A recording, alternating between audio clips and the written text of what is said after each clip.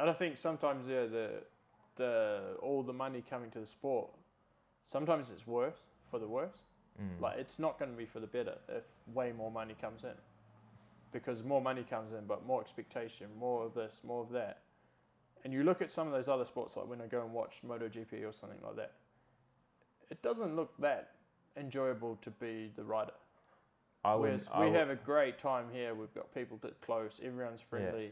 But if there was way more money, it might be worse. I find it funny how everyone in our sport seems to be so attracted to being like a motocross racer. Yeah. I would not do that.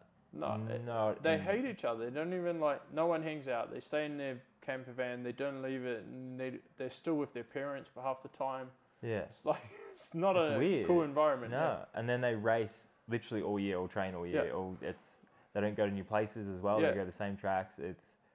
There's no way I'd change what I've done here to race motocross. This is one of the best sports for all the people that are in it, and how we can compete against each other but be good friends at the same time. And there's not crazy ego, because the money is not like a Moto GP rider or Formula 1 driver. So there's a bit less of that. People can be more normal. Yeah, way more relate. It's way more connected. That's one thing about mountain biking is obviously everything has ups and downs, but as a community-based it's pretty sport, cool. Everyone gets along super well. Probably one of the best sports, hands down, for that. This was something I thought was really cool. You know, when Andreas Kobe crossed the line at World Champs and he saw Charlie was in the hot seat, and he's just lost the World Champs by nothing. Yeah. First thing he does is run over and gives him a hug. He smiled straight away. Yeah. For his teammate. Yeah. Yeah. And that sums up, I think, our sport. You don't have Jeffrey Hurlings running over to Antonio Caroli. Yeah.